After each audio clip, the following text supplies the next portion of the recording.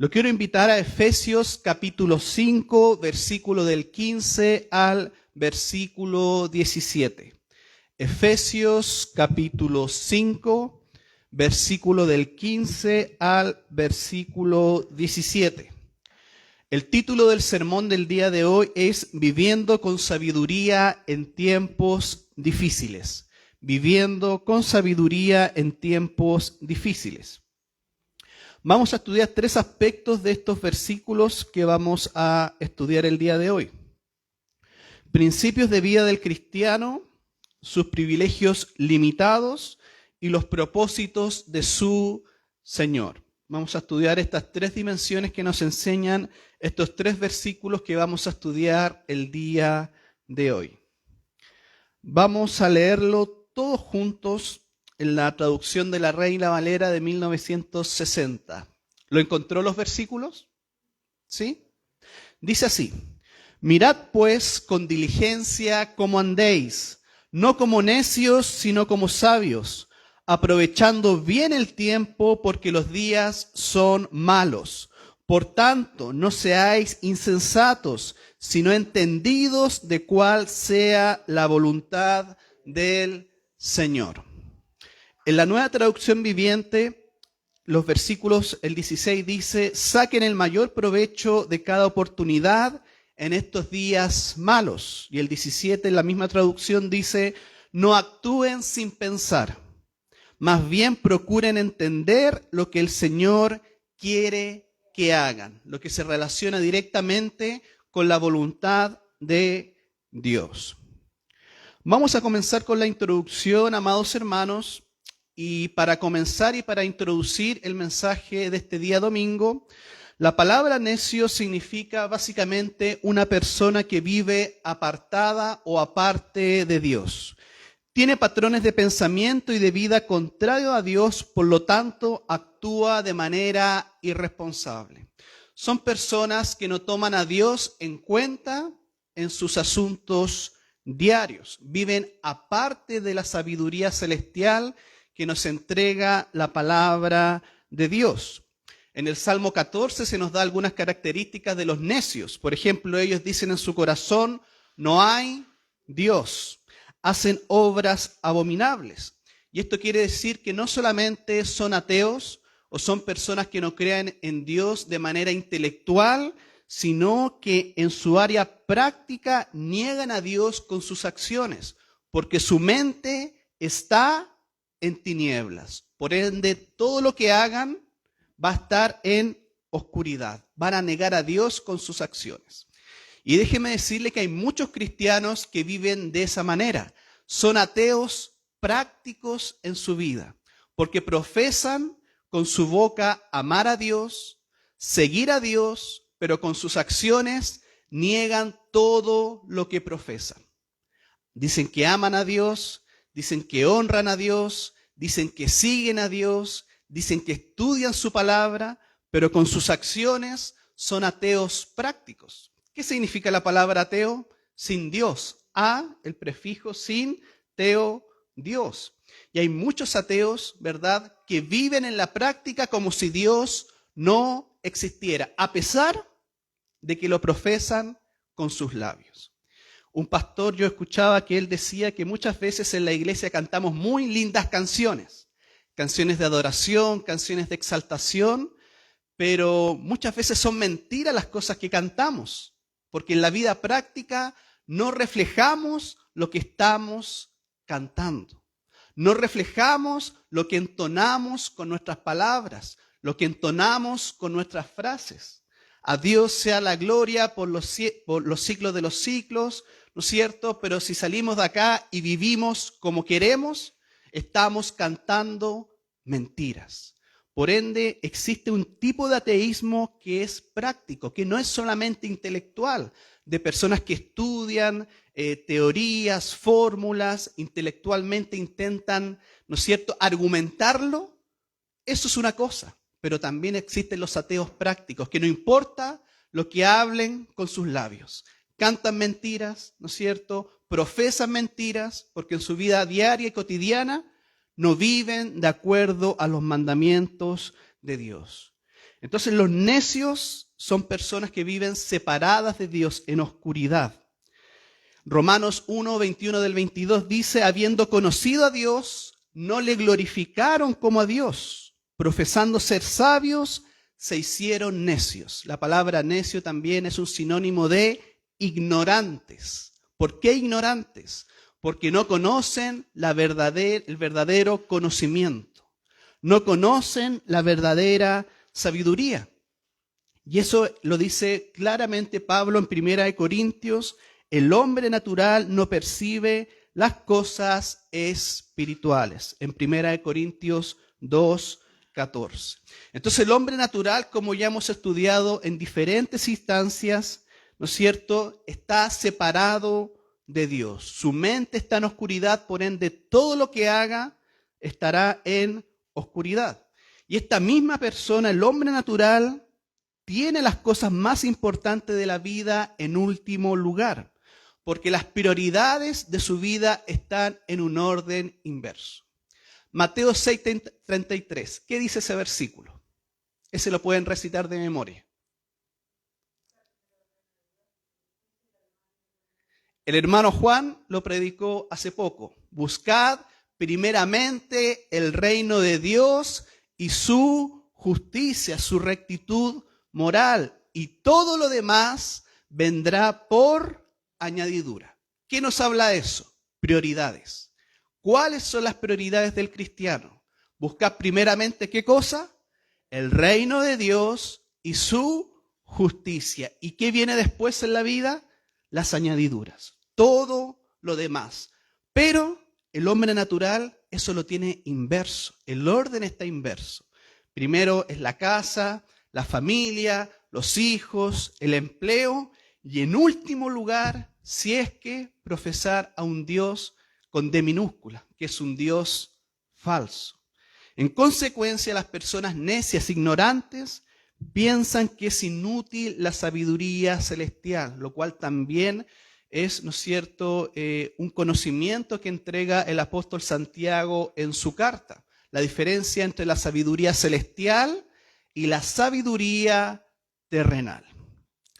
Ahora, mis hermanos, ningún hombre puede vivir sin un Dios de algún tipo, porque el ser humano fue creado con eternidad en su corazón. Por ende, todas las personas creen en algo. No hay ninguna persona que no crea en nada. Siempre todos los seres humanos creen en algo, en algún Dios con D minúscula de algún tipo.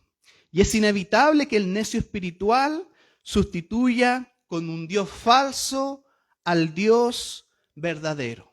Porque el hombre natural, el hombre corrompido que está separado de Dios, crea dioses a su propia iniciativa y a su propia fabricación. El mismo versículo que leíamos, Romanos capítulo 1, versículo 23. Este es solamente un ejemplo que Pablo nos pone respecto a cómo el ser humano de manera corrompida va creando dioses al interior de su corazón. Dice, y cambiaron la gloria del Dios incorruptible en semejanza de imagen de hombre corruptible, de aves, cuadrúpedos y de reptiles. Es decir, adoraron la creación, adoraron las criaturas, pero no adoraron al Dios que creó todas esas cosas. ¿Se da cuenta? Entonces el hombre en su naturaleza pecaminosa siempre va a crear ídolos que adorar. Para algunos los ídolos son los hijos, para algunos los ídolos es la casa, el auto, el trabajo, el dinero, los bienes materiales. Esos son los ídolos del ser humano corrompido hoy en día. Cosas que nos llenan el alma porque son perecederas, se acaban, ¿no es cierto? Y así bien Juan Calvino decía la siguiente frase, y yo creo que todos ustedes la conocen porque esta es una frase relevante de las instituciones que son los libros o sumas teológicas que creó este teólogo. Dice, el corazón humano es una eterna fábrica de ídolos. El ser humano constantemente está buscando crear algún ídolo que adorar en lo más profundo de su ser. Analice el corazón corrompido del ser humano. Siempre está creando cosas, siempre está buscando a qué darle, ¿no es cierto?, su adoración, su veneración y todo su tiempo. Y una buena manera de analizar eso, mis hermanos, usted hágase la pregunta: ¿en qué cosas usted gasta la mayoría de su tiempo? Y ahí usted va a encontrar el ídolo de su corazón. ¿En qué cosas piensa constantemente? Póngase a pensar desde las 7 de la mañana que se levanta para ir al trabajo hasta la última hora con la cual usted se acuesta para dormir. ¿En qué cosas usted ocupa mayormente su pensamiento? ¿En qué cosas piensa constantemente? Y ahí usted va a encontrar cuál es el ídolo de su corazón. Porque si nosotros abrimos, ¿no es cierto?, la Biblia solamente los días domingos, cuando venimos a la iglesia, a cantar muchas veces mentiras que no vivimos de lunes a sábado, ¿no es cierto?, lo más probable es que usted tenga un ídolo, ¿no es cierto?, que sustituyó al Dios verdadero en su corazón. Por eso tenemos que comprender los versículos que ahora viene a exponer el apóstol Pablo de andar como sabios y no andar como necios, sino que procurar vivir lo que profesamos con nuestros labios. Ahora, por otro lado, en las Escrituras la sabiduría se manifiesta en la fe, en la convicción y en la conducta del creyente. La verdadera sabiduría, mis hermanos, es reconocer y obedecer a Dios y tener las prioridades ordenadas. Póngase a pensar cuáles son las prioridades de su vida, con las pistas que yo le di anteriormente, en qué ocupa su tiempo la mayoría de las veces, de lunes a lunes, ¿no es cierto?, toda la semana, en qué ocupa su tiempo, en qué piensa, en qué gasta sus energías constantemente. Entonces es reconocer y obedecer a Dios y tener las prioridades ordenadas. Esa es la verdadera sabiduría. Por eso cuando una persona es salva, es transferida del dominio de la ignorancia al reino de la sabiduría celestial. Y en la sabiduría celestial comprendemos, como dice Mateo 6:33, que buscar el reino de Dios y su justicia es la prioridad del cristiano, del creyente que ha nacido de nuevo.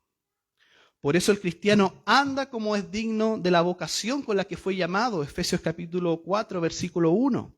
El cristiano anda de manera humilde, el 4 y el versículo 2. Anda en unidad, Efesios 4, del 13 al 16. Anda separado de los caminos del mundo, Efesios 4, del 17 al 32. El cristiano anda en amor, capítulo 5, versículos del 1 al 7. Anda en luz, capítulo 5, del 8 al 14. Y los versículos que vamos a estudiar el día de hoy nos muestran que el cristiano también le lleva a andar en una verdadera sabiduría. Y esa sabiduría se va a manifestar en las prioridades de su corazón. ¿Cuáles son las cosas que anhela profundamente? Porque algunas personas anhelan profundamente tener más dinero. Y en eso piensan constantemente. Su mente, dinero, ¿cómo puedo tener más dinero? ¿Cómo puedo tener más trabajo? ¿Cómo puedo postular aún más trabajo? Pero ¿saben qué? Satanás y el corazón pecaminoso también te ponen trabajos por delante, ¿verdad? Porque él anda como un león rugiente buscando a quién devorar. Satanás no es como usted que duerme 8 horas o 9 horas en el día. Él no duerme. Constantemente quiere hacerlo caer. Y nuestro propio corazón también. Entonces van a haber muchas tentaciones traducidas en trabajos que prometen mayor estabilidad, pero te quieren quitar algo más preciado. El tiempo, ¿no es cierto? Tu familia y cosas que son muchas más preciadas que el dinero o el trabajo, ¿no es cierto? También relaciones sentimentales, novios, novias, parejas afectivas. También se pone una variedad de tentación para las personas solteras. Por eso estos versículos nos vienen a ayudar a discernir correctamente cómo debemos vivir la vida cristiana. No andar como necios, como ignorantes, sino como sabios. Jesucristo fue tentado, Él no cayó en la tentación, Él fue perfecto durante toda su vida porque es Dios, pero si Él fue tentado, ¿cuánto más nosotros seremos tentados en la vida? Trabajos, parejas afectivas, oportunidades en la vida, viajes, cualquier cosa que el humano en su mente natural quisiera obtener. Así que, mis hermanos, vamos a partir con el primer punto. Los principios de vida del cristiano. Hermano Argenis, por favor, ¿puede leer el versículo? Mirad pues con diligencia cómo andéis, no como necios, sino como sabios. Tengan cuidado de cómo viven, dice la Nueva Traducción Viviente. No vivan como necios, sino como sabios. El significado literal del término griego mirad se traduce como observar, tener en cuenta cómo estamos viviendo. Y el mandato de Pablo para los creyentes que miren con cuidado, que miremos con cuidado cómo vamos andando, las cosas que pensamos, las cosas que decimos, las cosas que miramos, a dónde vamos, con quién nos juntamos. Miren bien, observen, no sean necios, ignorantes. Cuando usted, por ejemplo, está en un lugar que usted no conoce, por ejemplo, usted viaja a un lugar y usted está en un bosque, ¿usted cómo anda en ese bosque? Con cuidado, porque no es un lugar que usted conoce. Anda atento, observando, diligente, discerniendo los peligros que pueden estar adelante. Por eso debemos andar con sabiduría y no de manera descuidada, como los pajaritos. ¿Usted ha escuchado esa frase? ¿Anda pajareando? ¿Quién anda pajareando? Alguien descuidada, una persona descuidada que no observa, que no piensa, que no examina. Porque somos hijos amados, salvos por medio del sacrificio de su Hijo amado. Recuerden que somos uno con Dios, somos apartados del mundo, lo que tiene que ver con el concepto de ser santos, apartados. Somos amor, nos dice Pablo en Efesios. Somos luz, lo que vimos el domingo pasado. Somos sabios también. Lo que hacemos debe corresponder a lo que somos, en simples palabras. Si usted dice ser un hijo de Dios, ande como un hijo de Dios, hable como un hijo de Dios, camine como un hijo de Dios, actúe como un hijo de Dios, en simples palabras. Si decimos que tenemos una nueva naturaleza, como Pablo nos enseña en la Escritura, debemos manifestar esa nueva naturaleza. Y esa nueva naturaleza tiene que ver con prioridades correctas en la vida del creyente. ¿Cuáles son las prioridades? Y es algo que tenemos que ir examinando siempre en nuestra vida. No este domingo o el resto de la semana, sino que tiene que ser algo constante. ¿Cuáles son las prioridades de mi vida? Si es el reino de Dios o su justicia, o son las cosas que humanamente cualquier ser humano le gustaría tener. En el momento de la salvación, por otro lado, es necesario decir que todo creyente es hecho sabio. Si bien sabemos que a medida que avanza la vida cristiana vamos obteniendo mayor sabiduría, desde el mismo momento en que la gracia de Dios nos alcanza, Dios abre nuestro entendimiento para ser sabios. Segunda de Timoteo 3:15, Pablo le dice a su discípulo Timoteo, desde la niñez has sabido las sagradas escrituras, las cuales te pueden hacer sabio para la salvación por la fe que es en Cristo Jesús. ¿No es cierto? Timoteo fue un discípulo que fue llamado desde la niñez, pero desde la niñez él tenía acceso a las sagradas escrituras, siendo criado por su abuela, ¿no es cierto?, y por su madre. Él conocía, él era ya sabio.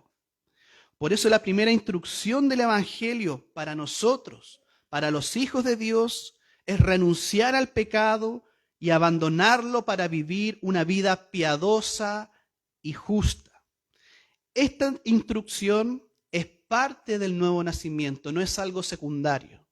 Yo he escuchado a muchas personas que dicen, Dios me llamó a su reino, ¿no es cierto? Dios me alcanzó con su gracia, pero más adelante voy a hacer cambios en mi vida.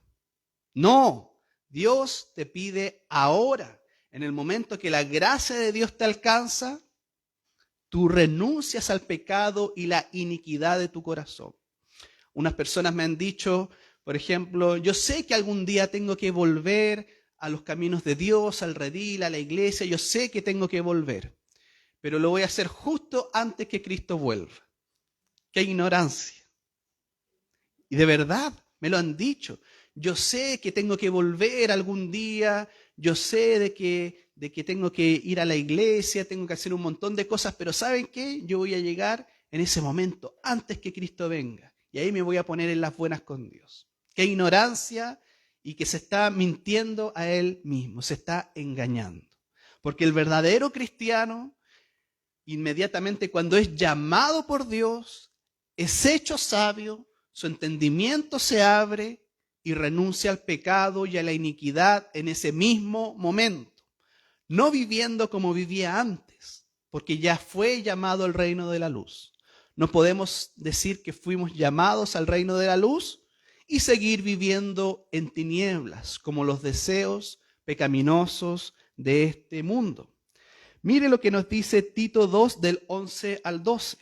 Porque la gracia de Dios se ha manifestado para salvación de todos los hombres, enseñándonos que renunciando ¿a qué? A la impiedad y a los deseos mundanos, vivamos en este ciclo sobria, justa y piadosamente. Pero ¿qué nos dice Tito?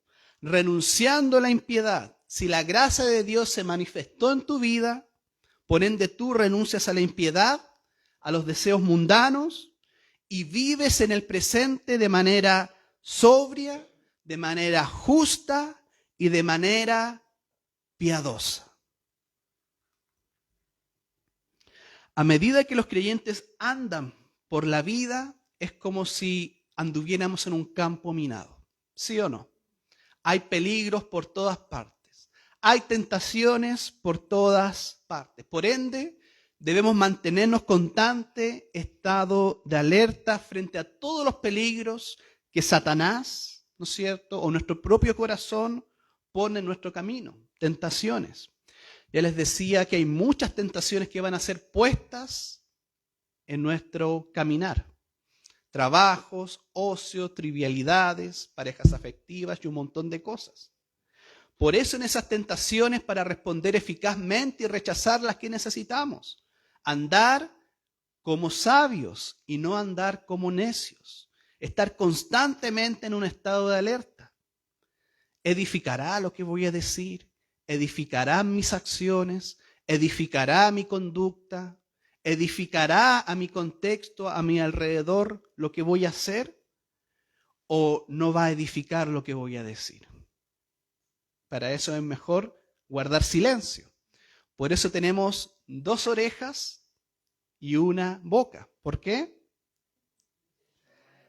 Porque tenemos que escuchar más y hablar menos. Eso es discernimiento, estar en un constante estado de alerta de todos los peligros que acechan a la puerta. Por eso Jesucristo dice en Mateo 7:14, estrecha es la puerta y angosto el camino que lleva a la vida. Angosto. ¿Por qué es angosto? Porque no podemos, ¿no es cierto?, cargar con nosotros, con esas tentaciones, con esas cosas que el corazón alberga, el rencor, el odio, las trivialidades de la vida. Por eso la idea de andar con diligencia y precisión se ve muy claramente en un libro que es clásico de la literatura cristiana, El progreso del peregrino. ¿Cuántos lo han leído? La hermana Aide lo leyó, muy bien. ¿Quién más lo ha leído? El progreso del peregrino es un clásico inglés, ¿no es cierto?, de la literatura cristiana. Pero el progreso del peregrino básicamente es una analogía que nos muestra al personaje principal que se llama Cristiano.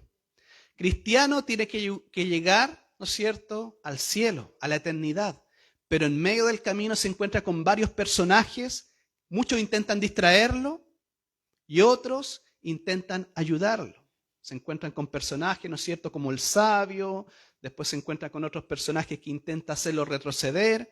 Pero ese bestseller, ese libro, ¿no es cierto?, nos muestra justamente en que debemos obedecer, o para algunos desobedecer, acatar o ignorar, seguir o apartarse del sendero divino establecido por Dios para la vida cristiana. Y es así como tenemos que andar, mis hermanos. Estamos en un progreso.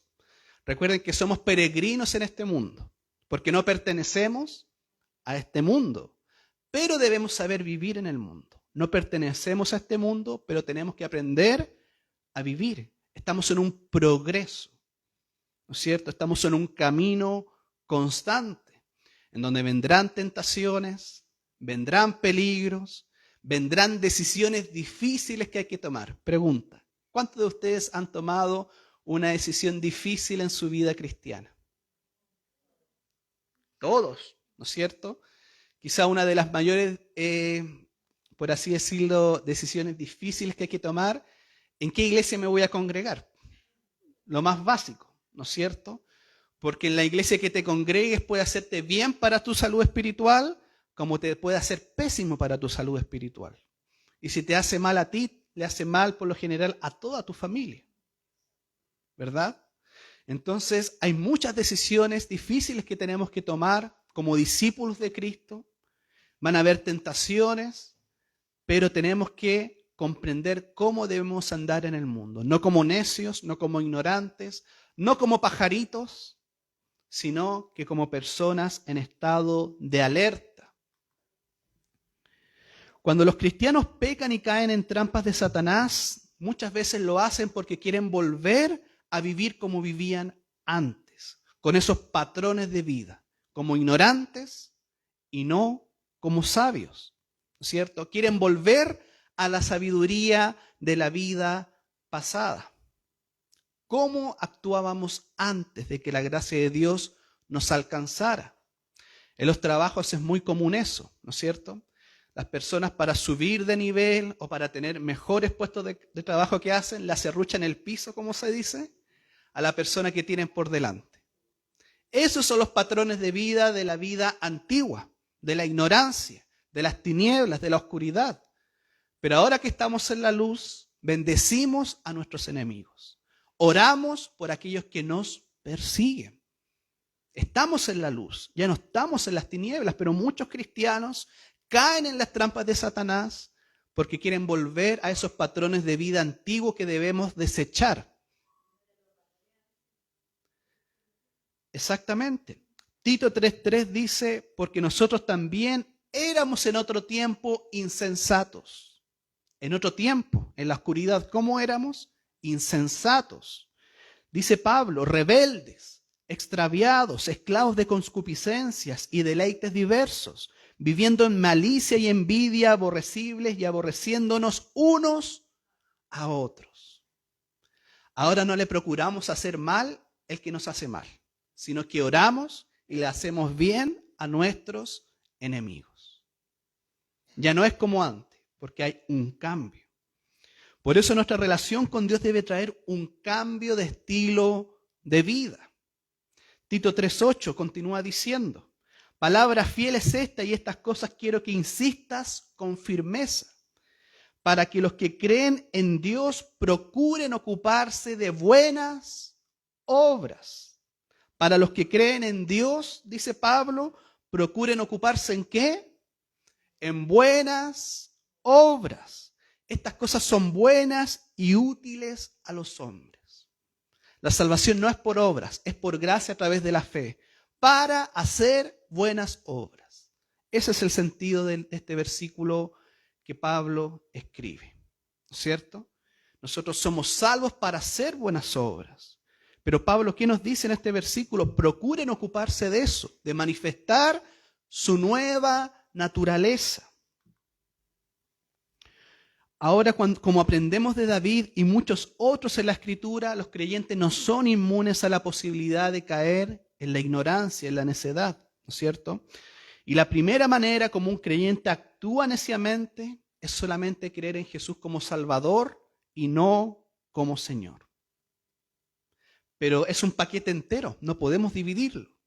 ¿Crees en Jesucristo como Señor y como Salvador o no crees en Él? No podemos creer en Jesucristo como Salvador, ver las películas en Semana Santa, llorar viernes, sábado y domingo y después el día lunes vivir como nosotros queramos. No, es como Salvador y es como Señor. Gálatas 2:20, otro versículo muy conocido, dice: con Cristo estoy juntamente crucificado. Ya no vivo yo, mas Cristo vive en mí. Mas Cristo vive en mí. Entonces muchas veces los cristianos, los creyentes, caen en la ignorancia espiritual porque tratan de separar a Jesucristo. Pero Jesús nos dice: ¿me das todo o no me das nada? No, Él no quiere departamentos en tu corazón o pequeñas poblaciones en tu corazón. Él quiere tu corazón completo. Como Señor y como Salvador. En la medida que no aceptemos esta verdad, en esa misma medida seguimos siendo ignorantes. Porque muchos creyentes creen que pueden vivir la vida cristiana haciendo lo que ellos quieren, yendo donde ellos quieren, haciendo lo que ellos quieren, ordenando su vida bajo sus propios patrones, asistiendo a la iglesia de vez en cuando para calmar la conciencia, ¿no es cierto? Como se dice, calmar la conciencia un domingo, pero el resto de la semana viven absolutamente como quieren. Ordenan su vida de la manera que ellos quieren. Ese tipo de vida no es un tipo de vida piadoso ni sabio, sino que todo lo contrario. Se engañan a ellos mismos. Punto 2, los privilegios limitados del creyente. Hermano Juan, por favor.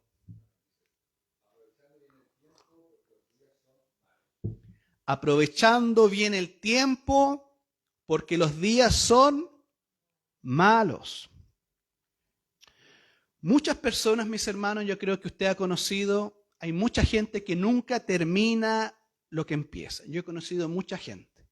Nunca termina lo que empieza. Siempre llegan con proyectos, con cosas que quieren hacer, por aquí, por allá, pero nunca terminan lo que empiezan, debido a un mal empleo de su tiempo y a su inestabilidad de carácter, como decía el apóstol Santiago, ¿no es cierto?, de doble ánimo.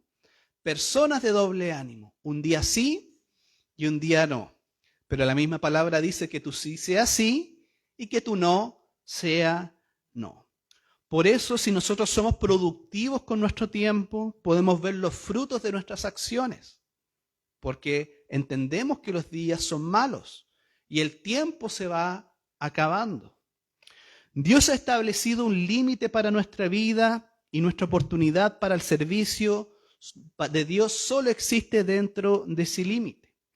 Se ha puesto a pensar que la palabra dice constantemente que los tiempos han sido acortados, pero nunca que han sido alargados. A causa de los escogidos, los tiempos han sido acortados. Pero póngase a pensar, nunca alargados. Por eso, como creyentes, podemos alcanzar nuestra potencialidad para el servicio de Dios solo en la medida que aprovechemos el tiempo que Dios nos ha dado para vivir aquí. Pero lamentablemente muchos no aprovechan el tiempo. Piensan que son eternos. Piensan que siempre van a ser jóvenes. Piensan que siempre van a tener fuerza. ¿Y eso es así acaso? Por supuesto que no. Pestañeas, tienes 20, después tienes 30. Pestañeas, de los 30 pasas a los 40. De los 40 a los 50, ¿no te diste cuenta ¿Cómo pasaste de una década a otra sin darte cuenta? Porque muchas veces no aprovechamos el tiempo y no meditamos en el tiempo que Dios nos ha dado para el servicio de su iglesia aquí en la tierra. Pablo nos dice entonces que aprovechemos nuestro tiempo inmediatamente, nos insta a andar sabia y no neciamente. Aparte de la desobediencia, mis hermanos, a los estatutos de Dios, aparte de la desobediencia de su palabra,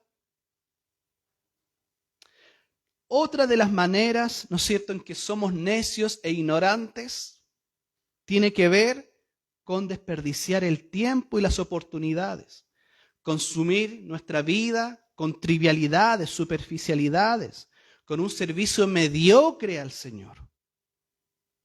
Y muchas veces eso pasa a muchos cristianos, un servicio mediocre. Lo que me sobra de tiempo lo doy al Señor. Nunca me preparo, nunca planifico, sino las obras, ¿no es cierto? Las obras del tiempo. Si tengo tiempo, voy a ir. Si tengo tiempo, oro. Si tengo tiempo, estudio la palabra. Pero la verdad que eso es andar neciamente y no sabiamente. Cuando nosotros andamos de manera obediente en el camino angosto del Evangelio y andamos aprovechando bien el tiempo, ¿no es cierto?, nosotros podemos redimirlo para su gloria. Ya hemos hablado constantemente de que nosotros tenemos que vivir para la gloria de Dios. Pero eso no deja fuera el tiempo que nosotros tenemos, sino que por el contrario, el tiempo también tiene que ser, ¿no es cierto?, incorporado para darle la gloria a Dios y no dejarlo afuera.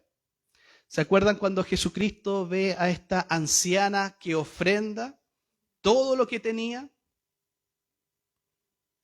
Y se asombra porque era realmente una ofrenda que fue dada de corazón. No fue de sus obras, pero por otro lado veía a mucha gente con dinero que ofrendaba las obras de todo lo que tenía. ¿No es cierto? Solamente las obras podía hacer mucho más de lo que ofrendó esa abuela, pero el motivo del corazón eran las propias obras. Y eso es lo que Jesucristo pone énfasis. Si usted trae esto, ¿no es cierto?, y lo puede relacionar con el tiempo, nos podemos dar cuenta de la necesidad de redimir el tiempo, de comprender, ¿no es cierto?, las oportunidades que Dios nos va dando día a día. Pero muchas veces nos levantamos, ¿no es cierto?, los días de semana, cualquier día, ¿verdad?, nos levantamos, trabajamos, nos arreglamos y los días pasan sin aprovecharlos, sino que todo lo contrario, pasan como si fuera un tipo de anestesia. Y ahora, por ejemplo, ya vamos a llegar a fin de año, estamos en agosto. ¿Cuánto vamos a esperar y ya vamos a estar en fin de año? Diciembre, ¿no es cierto? ¿Y cuánto tiempo aprovechaste para aprender más de la palabra? ¿Cuánto tiempo aprovechaste más para crecer en el Evangelio? ¿Cuánto tiempo? Porque el tiempo pasa absolutamente rápido. Por sus propias razones, mis hermanos, Dios permite que algunos hijos vivan más y puedan servirlo a Dios más tiempo, pero a otros solamente es un corto tiempo. Algunos sirven a Dios hartos años entrados, ¿no es cierto?, hasta la vejez, hasta la ancianidad. Pero otros mueren muy jóvenes, otros incluso mueren siendo niños, ¿no es cierto?, porque nadie sabe cuánto tiempo estaremos o cuánto tiempo se nos ha asignado acá en la tierra. ¿Usted sabe cuánto tiempo va a estar acá en la tierra? Muchas personas ponen su esperanza en la juventud, pero hoy en día la juventud no es, por así decirlo, un verificador que digamos que nos va a permitir vivir largos años. Algunos se cuidan mucho, van al gimnasio, lo cual obviamente hay que cuidar el templo y todo eso, pero no por eso van a vivir largos años, porque hay muchos deportistas que de un día para otro fallecen de un ataque cardíaco, de una enfermedad. Por eso no sabemos cuánto tiempo se nos ha asignado sobre la tierra y debemos procurar que nuestro servicio sea fiel siempre. La edad que tengamos, hacerlo para el Señor. El pastor MacArthur cuenta un testimonio de que cuando era niño tenía un amigo que planeaba ser pastor. Después fueron creciendo y de adolescente él quería introducirse, ¿no es cierto?, al seminario en Estados Unidos y ser pastor. Los dos tenían las mismas aspiraciones, ¿no es cierto?, servir en el ministerio pastoral. Sin embargo, el amigo del pastor MacArthur, durante el último año de la enseñanza media, ¿no es cierto?, que es el bachillerato, iba conduciendo su auto, ¿no es cierto?, los frenos se bloquearon y salió disparado por la ventanilla, ¿no es cierto?, por el parabrisas y murió inmediatamente. Tenía las mismas aspiraciones que él, servir a Dios, ¿no es cierto?, durante mucho tiempo. Pero nadie sabe finalmente cuánto tiempo se nos ha asignado Dios en la tierra. Por eso el llamado de estos versículos que nos hace Pablo justamente es a aprovechar bien el tiempo, porque los días son malos. Un ejemplo bíblico, cuando Noé y su familia entraron en el arca, ¿cuánto tiempo tuvieron la gente para arrepentirse y subirse al arca? Muchos años, muchos, pero muchos años. Una oportunidad desperdiciada. Las 5 vírgenes insensatas tuvieron oportunidad para salvarse, para prepararse para la venida de su Señor.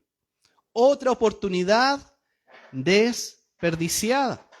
Por eso Jesucristo en Juan 9:4 dice, me es necesario hacer las obras del que me envió.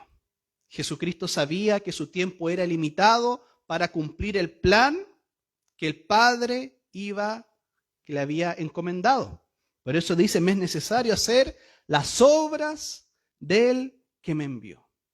Entre tanto que el día dura, la noche viene cuando nadie puede trabajar. Jesucristo lo tenía claro. El tiempo es importante. ¿Qué mejor ejemplo que Jesucristo de aprovechar el tiempo? ¿Sí o no? Jesucristo sí que aprovechaba el tiempo. Evangelizaba, la obra que Dios le había dado, ¿no es cierto?, la hizo de manera perfecta a través de la evangelización, la enseñanza, el llamado de los discípulos, hacer todo lo que el Padre le decía.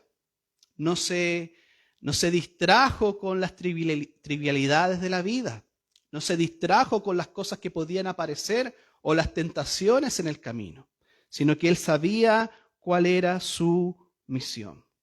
A los fariseos incrédulos dijo, yo me voy y me buscaréis, pero en vuestro pecado moriréis. A donde yo voy, vosotros no podéis venir.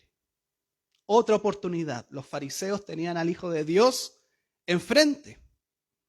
Otra oportunidad desperdiciada de poder redimir el tiempo, de poder aprovechar el tiempo y salvarse.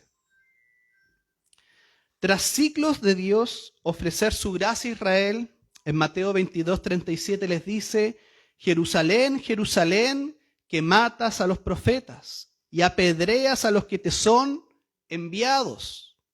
¿Cuántas veces quise juntar a tus hijos como la gallina junta a sus polluelos debajo de las alas?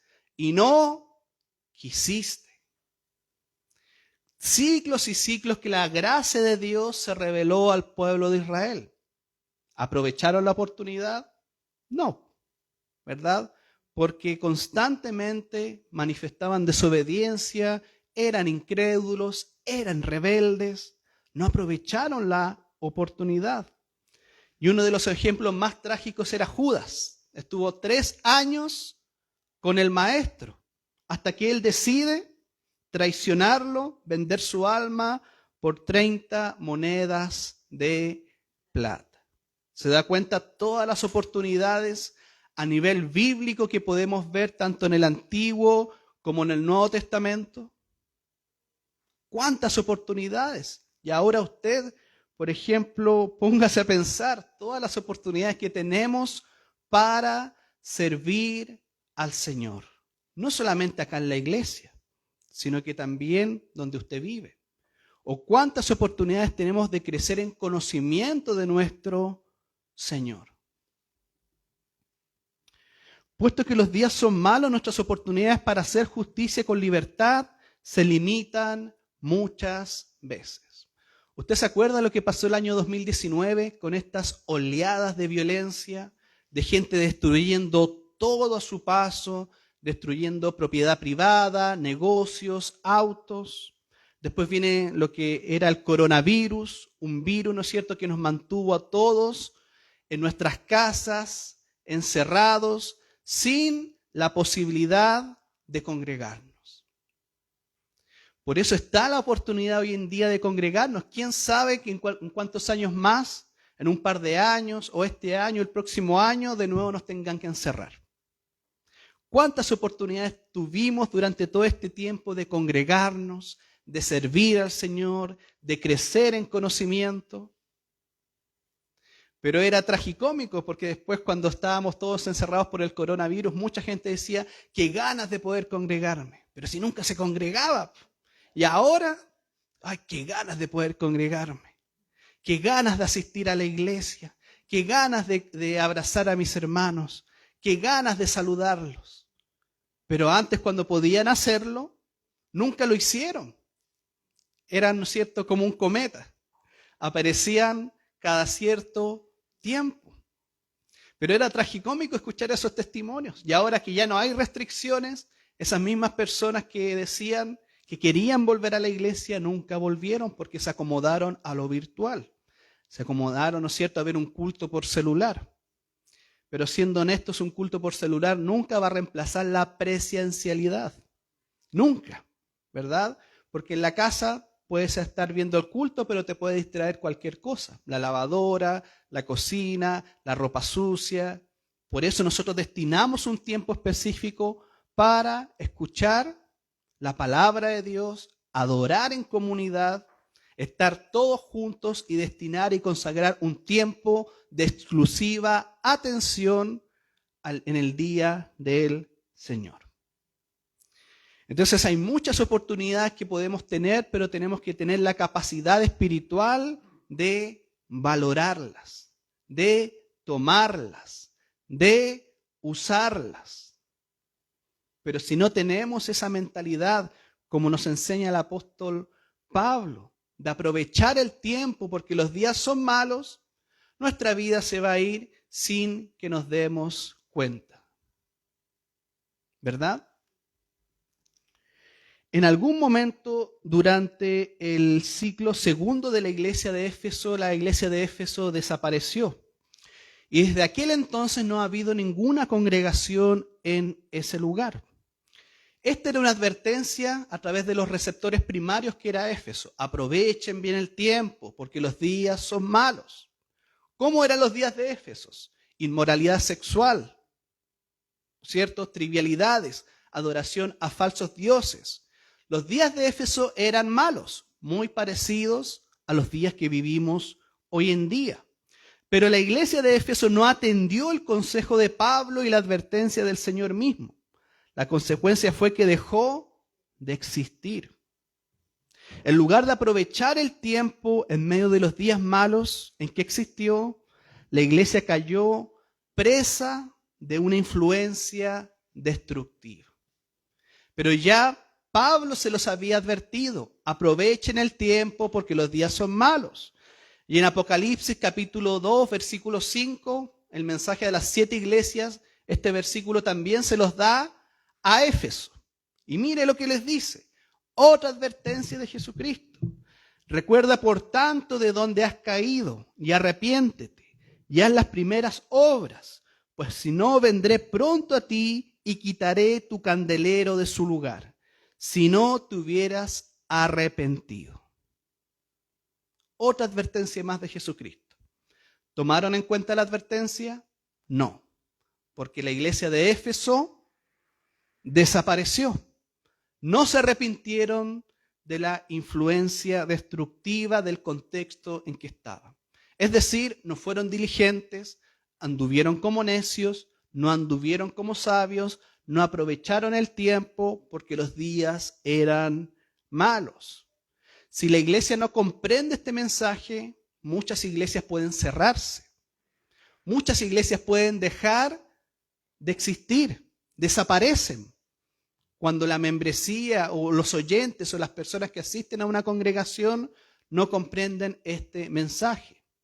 O por otro lado, dicen que están vivos pero están muertos espirituales. Entonces es muy común hoy en día ver en Europa tantas iglesias históricas que han cerrado.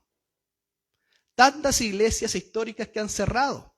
¿No es cierto? La Reforma, un movimiento que comenzó en Europa, se expandió a todo el mundo, pero hoy en día, ¿en qué estado está Europa? Inmoralidad sexual, liberalidad teológica, ¿no es cierto? Nada es objetivo, todo es subjetivo. Movimiento LGTB, de la justicia social. Muchas iglesias cayeron presas de esas ideologías y otras tantas dejaron de existir. Hace un tiempo yo les compartía unas imágenes, ¿no es cierto?, de las iglesias, de muchas iglesias, ¿no es cierto?, históricas, que ahora son museos, que ahora son pistas de baloncesto, que son piscinas de natación, que son gimnasios. Y aquí se cumple la palabra de Apocalipsis. Quitaré tu candelero de su lugar. La iglesia es un candelero que ilumina, ¿no es cierto?, ilumina. Pero si no se arrepiente, ¿qué hace Dios? Quita ese candelero. Porque la iglesia existe para Dios, para proclamar el mensaje de Dios, no para proclamar nuestros propios mensajes. Y Jesucristo, si bien da un tiempo para que se arrepientan, si no lo hacen, Jesucristo en su soberanía toma las medidas que Él ha establecido. ¿Se da cuenta? Por eso debemos tomar en serio estas advertencias del apóstol Pablo. Aprovechen bien el tiempo, no se distraigan. Hoy día vivimos en una cultura que constantemente nos busca distraer, ¿verdad? Constantemente nos busca distraer a través de muchas cosas. La publicidad hoy en día, existe toda una teoría y una lógica para distraer a las personas y hacerlas consumidoras, que no piensen, que solamente actúen. Por eso este mensaje es para nosotros. Aprovechemos bien el tiempo, es una advertencia. Si en los días de los apóstoles era necesario tener un sentido de urgencia en cómo vivimos, ¿cuánto más se necesita hoy en día tomar en cuenta el regreso del Señor y las oportunidades que nos da para servirlo con todo nuestro corazón? ¿Cuánto más hoy día, que los días también son malos? ¿Cómo son los días hoy día? Malos. Constantemente se buscan aprobar leyes que van en contra de la palabra. Constantemente hay crisis sociales, crisis morales. El mundo vive en una constante crisis. Los días de Éfeso son muy parecidos a los días que vivimos hoy en día. Romanos 13, del 11 al 14 dice: y esto conociendo el tiempo, que ya es hora de levantarnos del sueño, porque ahora está más cerca de nosotros nuestra salvación que cuando creímos. La noche está avanzada y se acerca el día. Desechemos pues las obras de las tinieblas y vistámonos las armas de la luz. Andemos como de día, honestamente, no en glotonerías y borracheras, en lujurias, lascivias, contiendas, envidias, sino vestidos del Señor Jesucristo, y no proveáis para los deseos de la carne. Pero Pablo es claro en Romanos. La noche está avanzada y se acerca el día.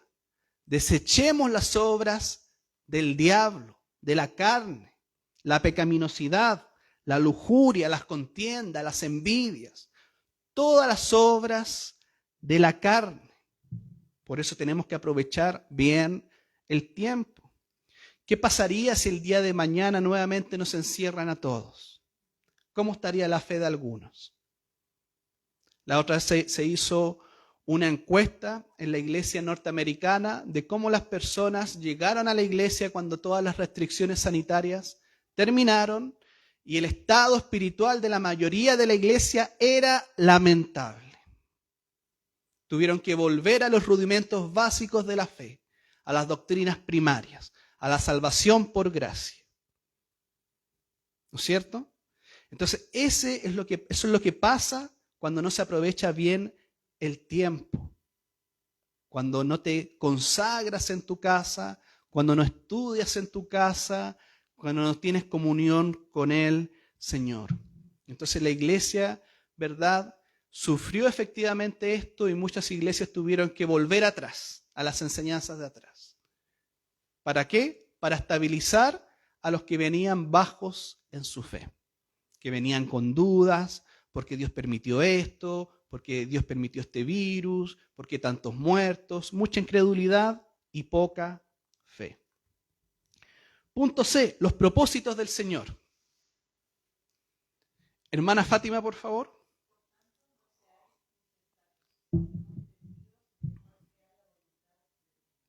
Por tanto, dice Pablo, no seáis insensatos, sino entendidos cuál sea la voluntad del Señor.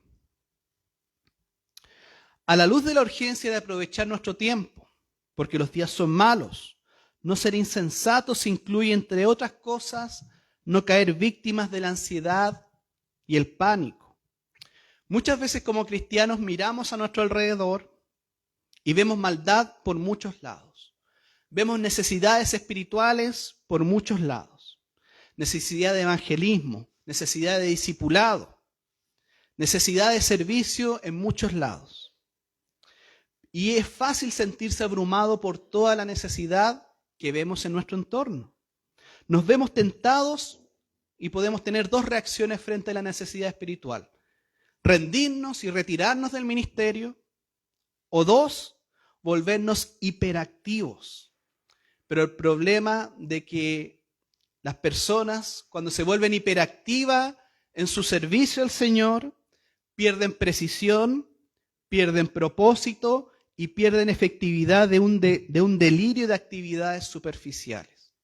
Son personas que dicen, faltan reuniones de mujeres, ya, reuniones de mujeres, como sea. Reuniones de esto, como sea. Reuniones de esto otro, como sea.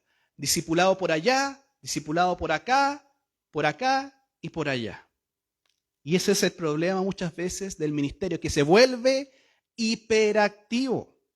Y las personas pierden precisión en lo que tienen que hacer, pierden efectividad porque la visión, ¿no es cierto?, se pierde. Sin embargo, el sentido apropiado de urgencia motiva y moviliza al creyente a ser entendido cuál es la voluntad del Señor. El mismo versículo dice, por tanto no seáis insensatos, sino entendidos en cuál sea la voluntad del Señor. En vez de querer hacer en la carne todo lo que se nos ocurra, Pablo nos dice no. Alto, para, piensa, ora y comienza a discernir. ¿Cuál será la voluntad del Señor? ¿Cuál será la voluntad del Señor? Porque Dios no nos mandó a satisfacer todas las necesidades espirituales que nosotros veamos, sino que Dios nos mandó a pensar, a orar, a estudiar la palabra. A eso nos mandó el Señor, como dice el versículo, a saber cuál es la voluntad. Por eso los creyentes insensatos corren frenéticos en todas las direcciones. Hermano, hay que orar por allá. Hermano, hay que ir a hacer esto. Hermano, hay que hacer esto otro. Tratan de participar en la mayor cantidad de programas y proyectos posibles. Tal actividad puede volverse infructuosa con facilidad. ¿Y qué lleva? Al desgaste, al derroche de energía y al desánimo. Porque entra la frustración. Porque las cosas cuando se hacen en la carne no funcionan. a pesar de que haya muy buenas intenciones. A mí mucha gente me ha dicho, el hermanito X tiene muy buenas intenciones con esto. Qué bueno que tenga buenas intenciones, pero con las intenciones no bastan para hacer la obra del Señor. Se necesita la voluntad de Dios, que revele claramente lo que hay que hacer. O si no, eso nos lleva al desgaste, al desánimo, porque nos frustramos, porque las cosas que no son de Dios no funcionan. ¿No es cierto? En vano si Jehová no edificara la casa. En vano. Entonces entra la frustración, entra el desánimo, y muchos cristianos que yo he conocido en mi experiencia de conversar con ellos, se desaniman y se salen del ministerio. ¿Pero la culpa era de Dios? No. La culpa fue de ellos mismos, que no supieron discernir cuál era la voluntad de Dios para lo que ellos tenían que hacer. En vez de eso, lo más fácil es el pragmatismo.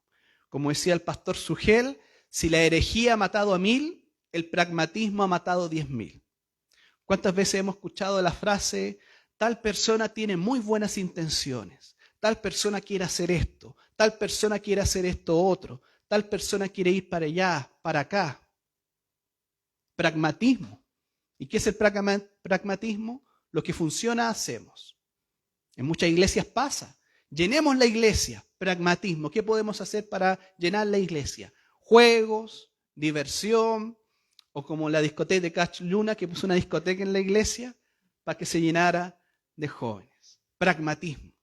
Y el pragmatismo ha matado más que la herejía, ¿verdad? Porque las iglesias se llenan de pragmatismo. Lo que funciona, eso lo hacemos. Pero no, la voluntad del Señor siempre es volver a los fundamentos del Evangelio. Saber cuál es su voluntad, discernir cuál es su voluntad. Y para eso necesitamos una meditación profunda en su palabra. Reflexionar y meditar y orar con nuestro Señor. Hablar con Él para que nos vaya mostrando las cosas que tenemos que hacer. Hay otras frases que dicen, tal persona tiene tan buenas intenciones, es tan servicial. Y todos nosotros venimos de iglesias donde las personas serviciales, cuando las ponen adelante, no funciona. ¿Por qué? Porque es solo pragmatismo, es solamente un deseo de la carne, no es algo espiritual.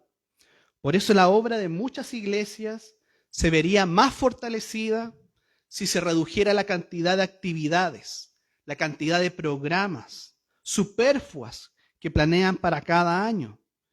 Y en vez de eso se buscara con humildad la voluntad de Dios, aplicar los principios bíblicos de su palabra con mayor fidelidad. Una frase del pastor MacArthur dice, preocúpate de la profundidad de tu ministerio y Dios se preocupará del alcance de tu ministerio. Lo que nosotros tenemos que hacer es preocuparnos de la profundidad, de la doctrina, de la enseñanza, y le dejamos a Dios el alcance que eso va a tener. Porque si nos preocupamos del alcance, nos vamos a desgastar. Lo mismo que en su vida cotidiana.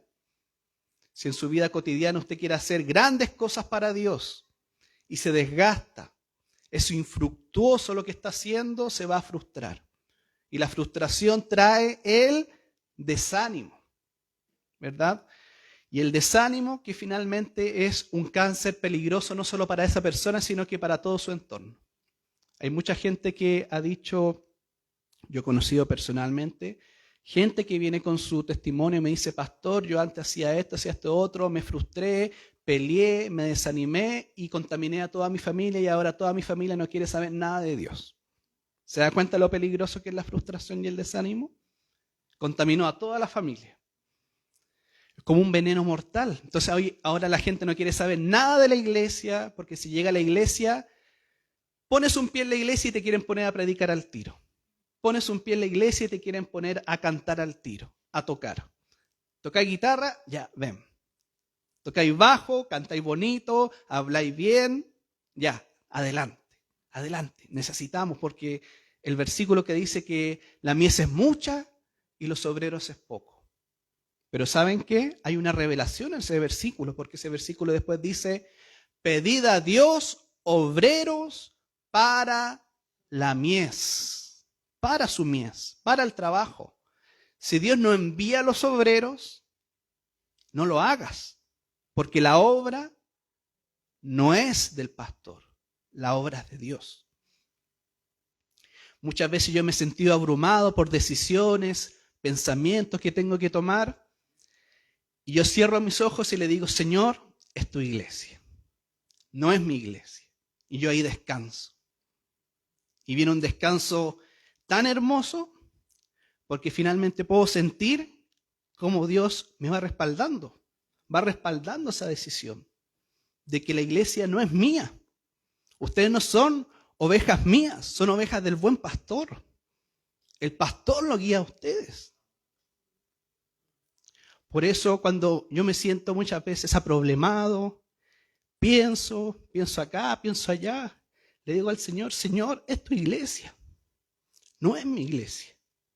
Tú los compraste a ellos, tú me compraste a mí con tu sangre.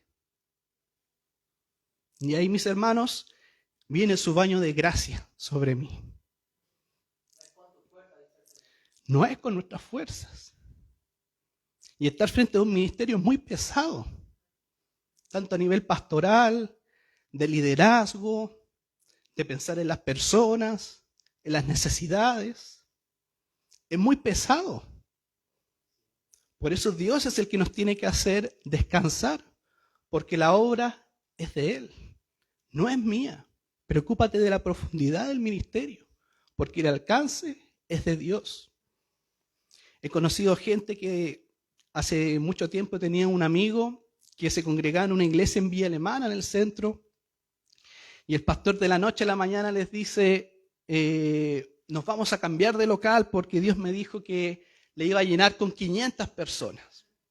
Era una iglesia de 50 personas. Después mi compañero me dice que se cambiaron a este local y a los 3 meses tuvieron que devolverse. ¿Por qué? Porque no era la voluntad del Señor. Era obra del ser humano, de la carne. Por eso tenemos que discernir la voluntad del Señor, aprovechando bien los tiempos, ¿no es cierto? Entendidos en cuál es la voluntad del Señor, porque a veces se mezcla con nuestros deseos humanos, con lo que nosotros queremos, que nos gustaría que fuera así, que fuera allá, pero no, es la voluntad del Señor. La iglesia la compró Dios, no nosotros. Dios derramó su vida por cada uno de ustedes. La sangre de Cristo fue derramada por cada uno de ustedes y los limpió de sus pecados. No un pastor o una figura, una celebridad pública. El creyente insensato que se comporta de una manera necia trata de funcionar aparte de la voluntad de Dios y el resultado es frustración, debilidad, ineficacia, tanto en su vida personal que envenena a su familia, a su esposa, a sus hijos, a sus amigos, ¿no es cierto?, como en su labor para Dios. Y la única cura para la insensatez, para la ignorancia, consiste en hallar y seguir la voluntad de Dios. Solamente en sumisión, en oración, en reflexión, en meditación, podemos ser entendidos en ella. Pero mis hermanos, si no meditamos continuamente en la palabra, la voluntad del Señor va a ser un concepto que nunca vamos a comprender. Se habla mucho, sí, pero nunca lo vamos a tomar y nunca lo vamos a vivir, porque no meditamos, no reflexionamos. Ya el salmista nos decía, meditaré en tus estatutos día y noche. Día y noche. ¿Qué incluye la voluntad de Dios en el ser? Que después vamos a ver la diferencia entre el hacer. Ser introducido en la familia de Dios y el reino de Dios. Ser llenos de su Espíritu Santo. Ser santificados. Sufrimiento por seguirlo. También incluye la voluntad de Dios. ¿O pensaba que el sufrimiento estaba lejos de la voluntad de Dios? No, el sufrimiento también está incluido en la voluntad de Dios. Cuando nos vituperan, ¿no es cierto?, nos insultan por seguir a Dios. O nos critican, de nuevo vaya a la iglesia, ¿no es cierto? De nuevo vas a hacer esto. de nuevo vas a ir a tu iglesia, de nuevo te vas a conectar. Esa es una manera de crítica de las personas que no comprenden, ¿no es cierto?, nuestra vida espiritual. Dar acción de gracias sin importar cuál sea la circunstancia, también está incluido en la voluntad de Dios. Y finalmente, ¿no es cierto?, la voluntad de Dios tiene que ver con la santificación del ser. Pero la obra del Señor en tu vida, la obra del Señor en la iglesia, el hacer, incluye, ¿no es cierto?, una comunión profunda. Si no estamos meditando, reflexionando, ¿será de Dios hacer esto? ¿Puedo hacer esto otro? Y eso incluye la planificación, discernir lo bueno, recursos, tiempos. Eso también está incluido en hacer la voluntad de Dios. Me acuerdo que hace mucho tiempo en un paseo conocimos a una persona que se puso a evangelizar en una plaza. Y después conversamos con él, ¿y tú de dónde eres? ¿Quién te mandó? ¿Qué iglesia? ¿En qué iglesia estás? No, si yo no necesito la iglesia, decía. Yo voy a evangelizar de plaza en plaza, yo no necesito a nadie. Y después supimos que esa misma persona, ¿no es cierto?, había caído en un delito, ¿verdad? Y fue procesada justamente por eso. Pero nadie estaba monitoreando a esa persona, ¿verdad? Porque todos necesitamos ser pastoreados y no podemos trabajar como llaneros solitarios. Necesitamos los unos con los otros. Entonces, dentro de la voluntad de Dios, la obra en tu vida, lo que Dios quiere hacer con tu vida, lo que Dios quiere hacer con el ministerio, incluye también planificación. La misma palabra dice, ¿qué obrero, qué persona, qué arquitecto piensa en hacer un edificio si no calcula los costos de hacer esa edificación? ¿Qué es lo básico para hacer una casa? Calcular los costos. Si usted tuviera plata, ¿no es cierto?, dinero, y quiere mandar a hacer una casa, ¿qué es lo básico que hace? Calcular una cotización, ¿no es cierto? El Alexis, ¿cómo trabaja en eso? Sabe, necesitamos hacer una cotización. Si tengo 10 y la casa vale 20, me voy a quedar corto. Necesito planificar. Planificar recursos, planificar tiempo. ¿Tengo tiempo para hacer esto? ¿Tengo tiempo para hacer un discipulado? ¿Tengo tiempo para hacerlo sin que no me traiga repercusiones para mi vida personal ni para mi familia? ¿Puedo hacerlo? ¿No puedo hacerlo? Por eso es más sabio a veces dar marcha atrás en algo que seguir en la porfía de la carne de intentar hacerlo sí o sí. Porque muchas veces en las iglesias desde pequeños se nos ha enseñado que siempre hay que hacer, ¿no es cierto?, la obra del Señor, a toda costa, ¿no es cierto?, a toda costa, pasando a llevar valores a la familia, sacrificio. Me acuerdo hace tiempo en la otra iglesia, no sé si se acuerda, de que querían hacer una iglesia en Maniguales. ¿Y quién era la persona? Una abuelita. ¿Y qué hizo la persona encargada? Le pasó un tubo de gas a la abuelita para que lo llevara sola, para llevarlo a su casa y ahí juntar a la gente. ¿Se da cuenta? No había planificación. Era una persona que no había sido preparada para tal misión.